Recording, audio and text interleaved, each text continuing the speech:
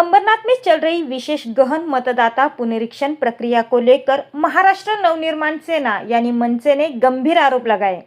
मनसे का दावा है कि चुनाव आयोग के निर्देशों के अनुसार बीएलओ को घर घर जाकर मतदाताओं की जानकारी जुटानी चाहिए, लेकिन कुछ जगहों पर यह प्रक्रिया कथित तौर पर भाजपा और शिवसेना के नगर सेवकों के कार्यालयों में से संचालित की जा रही है। मनसे शहराध्यक्ष शैलेश शिर्के ने आरोप लगाया कि बीएलओ पर दबाव बनाया जा रहा है और कुछ मामलों में कॉल सेंटर के जरिए भी मतदाताओं की जानकारी ली जा रही है। उन्होंने सवाल उठाया कि सरकारी फॉर्म जनप्रतिनिधियों के कार्यालय तक कैसे पहुंचे और इससे पूरी प्रक्रिया की पारदर्शिता पर सवाल खड़े होते। मनसे ने तहसीलदार को ज्ञापन सौंपकर पूरे मामले की जांच की मांग की है। साथ ही जल्द से कार्रवाई नहीं हुई तो तहसीलदार कार्यालय के बाहर जन आंदोलन करने की चेतावनी भी दी है।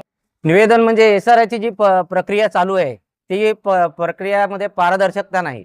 जे बीएलओ नेमलेले आहेत ते प्रत्येक राजकारण्यांच्या ऑफिसमध्ये बसून कामं करतात। आम्ही वेळोवेळी त्यांचे जे वरिष्ठ असतात म्हणजे 8-8 10-10 वॉर्ड ज्यांना दिले आणि त्यांचे जे वरिष्ठ आहेत त्यांना आम्ही फोन करून वारंवार सांगतोय का तुमचे बीएलओ येत नाही तर कोणत्याही प्रकारची दखल घेतली नाही। आणि आता प्रत्येक पक्षातले सत्ताधारी पक्षाच्या लोकांनी बीएलओना अड्डा बनवलेला आहे आणि त्यांच्यावर एवढं प्रेशर टाकतात का आमच्या ऑफिसमध्ये बसून काम करायचं।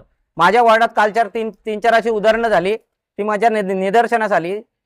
तर ती कंप्लेंट आणि बीएलओ लोकांच्या घरी येत नाही आणि तुम्ही जो टाइम कमी दिलाय तो टाइम अजून वाढवून मिळायचा, यासाठी मी तहसीलदार साहेबांना निवेदन दिलंय।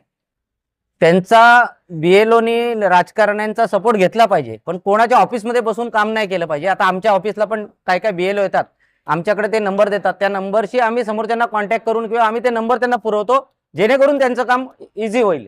पण समजा एकाच ठिकाणी सत्ताधारी पक्षाच्या ऑफिसमध्ये बसून जर कामं केली तर ती कामं योग्य होत नाही।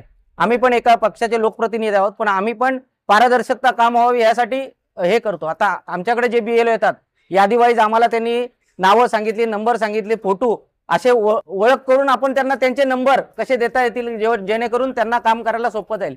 ही प्रक्रिया आम्ही पण करतो, पण सत्ताधारी लोक जाणून बुजून त्यांच्या ऑफिसमध्ये त्यांना जबरदस्ती बसून त्यांच्याकडून काम करून घेतात, ही पद्धत चुकीची आहे। कारवाई नाही, गव्हर्नमेंटची योजना आहे, त्यांनी पारदर्शकतेमध्ये काम केलं पाहिजे।